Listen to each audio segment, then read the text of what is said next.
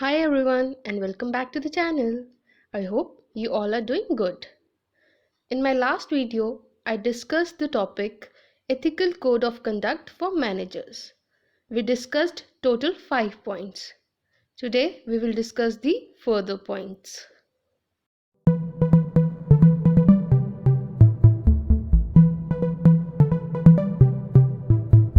So the sixth point is separation of private and company matters. इसमें क्या कहा जा रहा है कि जो मैनेजर है उसको अपने पर्सनल इश्यूज के लिए या पर्सनल मैटर्स के लिए कंपनी की कोई भी प्रॉपर्टी यूज़ नहीं करनी है। एंड सेकेंड थिंग, अगर उसके कुछ अपने पर्सनल फाइनेंशियल रिक्वायरमेंट्स है तो he is not allowed to use the money of the company. उसके बजट के साथ कोई छेड़छाड़ नहीं करनी है। और अगर एक मैनेजर अपने प्राइवेट इश्यूज़ को अलग रखता है कंपनी के मैटर से, तभी वो एक एथिकल मैनेजर बन पाएगा, क्योंकि जैसा वो करेगा वैसा ही उसके वर्कर्स फॉलो करेंगे।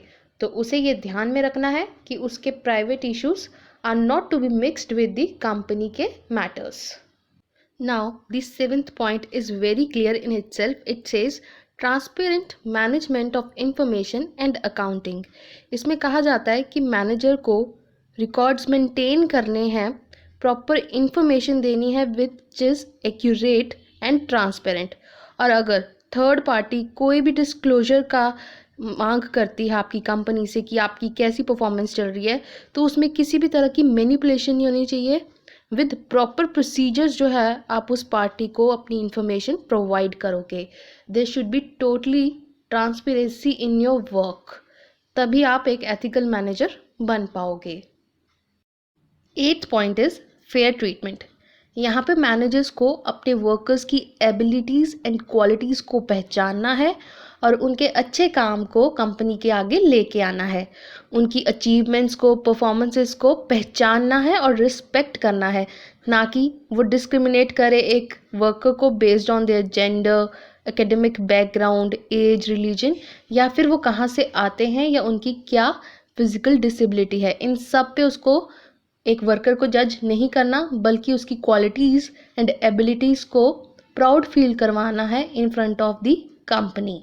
Ninth point is upholding the law. इसमें क्या बात हो रही है कि हर एक कंपनी के, हर एक बिजनेस के कुछ पॉलिसीज, रूल्स एंड रेगुलेशंस या लॉज होते हैं और मैनेजर को इन्हीं को ध्यान में रखते हुए सारा काम करना है।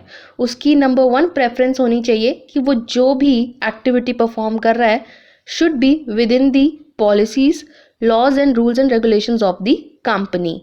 और अगर वो कुछ भी इन सब से बाहर होकर के करता है, कोई भी लॉ को वायलेट करता है, तो उसको इसके लिए आंसरेबल होना पड़ेगा।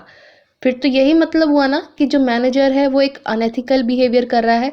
इसीलिए to be an ethical manager उसे ध्यान देना होगा कि whatever action he is taking और whatever performance he is doing is in the best interest of the company. So, the last point of this topic is responsibility toward different stakeholders. अब company के बहुत सारे stake holders होते हैं, जैसे कि stock holders, employees, consumers, creditors, government या फिर खुद पूरी की पूरी सोसाइटी। अब मैनेजर जो भी करता है उसको उसके लिए अकाउंटेबल होना पड़ेगा और रिस्पॉन्सिबल होना पड़ेगा जो भी वो काम कर रहा है।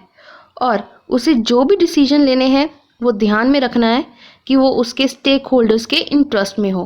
अगर वो स्टेक होल्डर्स के काम का ही नहीं है कुछ, तो ऐसे में they will not like to invest in a company जो बिल्कुल उनसे ऑपोजिट चल रही है, और ऐसे में एक ऑर्गेनाइजेशन कभी भी ग्रो नहीं करती।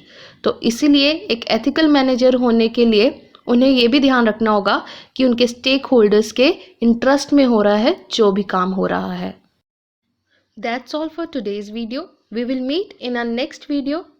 Till then, take care, bye bye, and thank you.